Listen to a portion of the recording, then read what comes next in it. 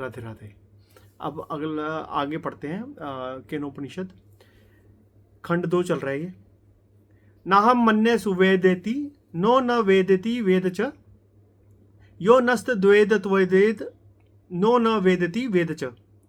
मैं ना तो यह मानता हूं कि ब्रह्म को अच्छी तरह जान गया हूं और न ही यही समझता हूं कि उसे नहीं जानता, इसलिए मैं उसे जानता हूं और नहीं भी जानता। हम शिष्यों से जो इस प्रकार उसे विदित से अन्य जानता है वही जानता है। आचार्य का और अपना निश्चय समान ही है। यह दिखलाने के लिए शिष्य अपने अच्छी प्रकार निश्चित के हुए सफल विज्ञान की प्रतिज्ञा करता है, क्योंकि नहा मन्ये सुवेद ऐसा कहकर वह उसका हेतु बतलाता है।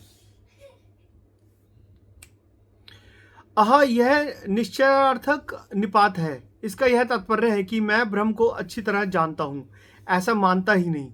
जब तक मुझे ज्ञान प्राप्त नहीं हुआ था तब तक ही मैं ब्रह्म को अच्छी तरह जानता हूं, ऐसा विपरीत निश्चय था। आपके द्वारा उस निश्चय से विचलित किए जाने पर अब मेरा वह निश्चय दूर हो गया है। यहाँ पर वो ये कह रहे हैं कि जब तक वो नहीं जानता था ना, तब तक तो वो सोचता था, जब तक वो ये सोचता था ना कि मैं ब्रह्म को जानता हूँ, तब तक वो एक्चुअल में नहीं जानता था। और जब वो जानने लग जाता है तो वो कहता है कि मैं नहीं जानता, क्योंकि ब्रह्म अथाह है। ठीक है, क्योंकि वह पूर्वोक्त अर्थ की मीमांसा यानी कि विचार के फलस्वरूप अपने आत्मा के ब्रह्म तत्व निश्चय रूप सम्यक प्रत्यय के विरुद्ध है। अतः मैं अच्छी तरह जानता हूं ऐसा तो मानता ही नहीं, तथा उस ब्रह्म को मैं नहीं जानता है ऐसा भी नहीं मानता, क्योंकि अविदित ब्रह्म का प्रतिषेध किया गया है। यहाँ नो न वेदति इस वाक्य के आगे मनय इस क्रियापद की अनुवृत्ति होती है। फिर यह पूछने पर कि तुम किस प्रकार मानते हो, शिष्य बोला वेद च। यहाँ च शब्द से वेद च न वेद च अर्थात जानता भी हूं और नहीं भी जानता, ऐसा अभिप्राय है, क्योंकि ब्रह्म विदित और अविदित दोनों से ही भिन्न है। अतः ब्रह्म मुझे विदित है यह मानता हूं, यही इस वाक्य का अर्थ है। अथवा वेद च, इसका यह अभिप्राय है कि मैं नित्य विज्ञान ब्रह्म स्वरूप होने के कारण नहीं जानता है, ऐसी बात नहीं है, बल्कि जानता हूं, क्योंकि अपने स्वरूप में कोई विकार नहीं है, तथा विशेष विज्ञान भी दूसरों का आरोपित किया हुआ है, स्वरूप से नहीं है, इसलिए परमार्थ नहीं भी जानता। यो नस्त द्वेद त्वेदेद, यह आगम उपर्युक्त अर्थ का अनुवाद होने के कारण इससे अन्य पक्षों का निषेध करने के लिए है। हम में से जो उस ब्रह्म को इस प्रकार विदित अविदित से भिन्न जानता है वही जानता है और कोई नहीं, क्योंकि जैसा मैं जानता हूं उससे अन्य प्रकार जानने वाला तो उपास्य अर्थात कार्य ब्रह्म को ही जानने वाला है। वेद च, इस पद से अन्य पक्ष वाले में ब्रह्मवित्व का निराश किया जाता है। किस कारण यह निष्कर्ष निकाला जाता है सो बतलाते हैं। ऊपर के हुए अर्थ का अनुवाद करने के कारण, क्योंकि यहां नो न वेदति वेद च इस वाक्य से पूर्वोक्त का ही अनुवाद करते हैं। यहां पर अब अगला श्लोक पढ़ रहा हूं मैं। ठीक है, ज्ञाता अज्ञेय है और अज्ञेय ज्ञानी है। यानी कि जो ज्ञाता है वो अज्ञेय है, जिसको लग रहा है कि वो ज्ञाता है वो एक्चुअल में अज्ञानी है, और जो अज्ञ है जो सोचता है कि मैं अज्ञानी हूं वही ज्ञानी है।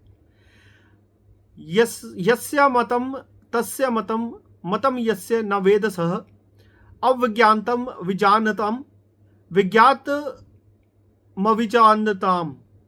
ब्रह्म जिसको ज्ञात नहीं है उसी को ज्ञात है, और जिसको ज्ञात है वह उसे नहीं जानता, क्योंकि वह जानने वालों का बिना जाना हुआ है और जानने वालों का और न जानने वालों का जाना हुआ है, क्योंकि अन्य वस्तुओं के समान दृश्य न होने पर वह विषय रूप से नहीं जाना जा सकता।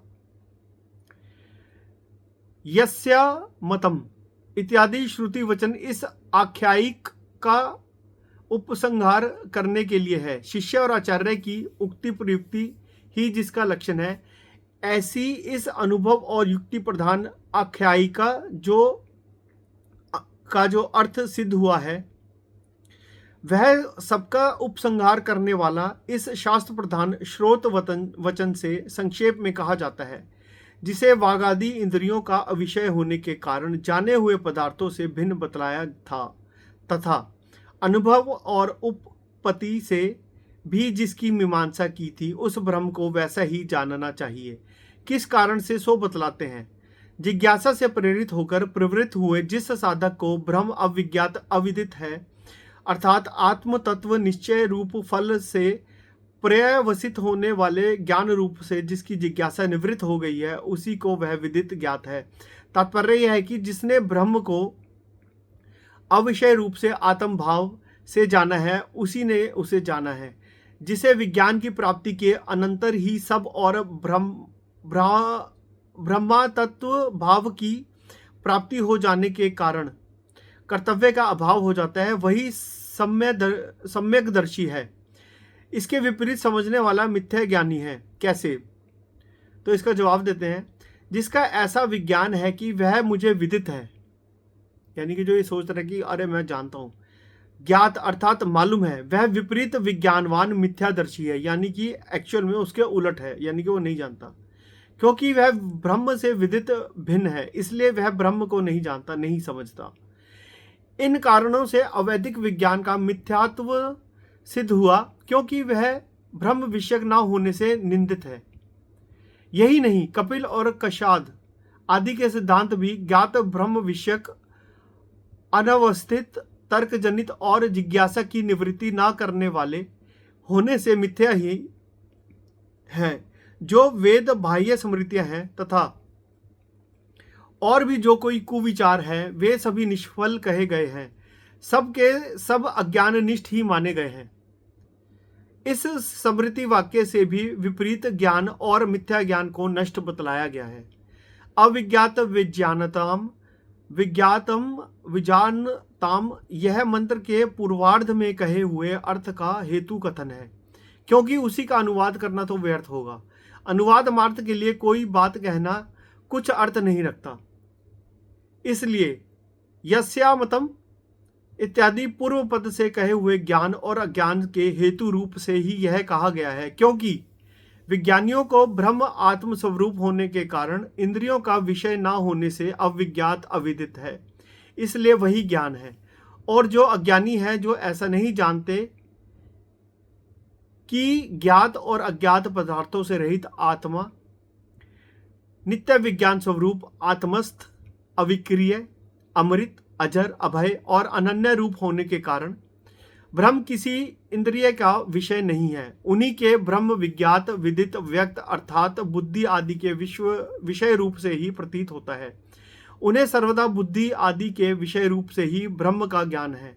अतः विदित अविदित और व्यक्त अव्यक्त आदि धर्मों के आरोप से उसका जाना हुआ ब्रह्म कार्य कारण भाव रहने से सविकल्प है, क्योंकि यह अयथार्थ विषयक है। उनका वह ज्ञान शुक्ति आदि में आरोपित रजत आदि ज्ञानों के समान मिथ्या ही है। अब अगला श्लोक अगली वीडियो में पढ़ेंगे।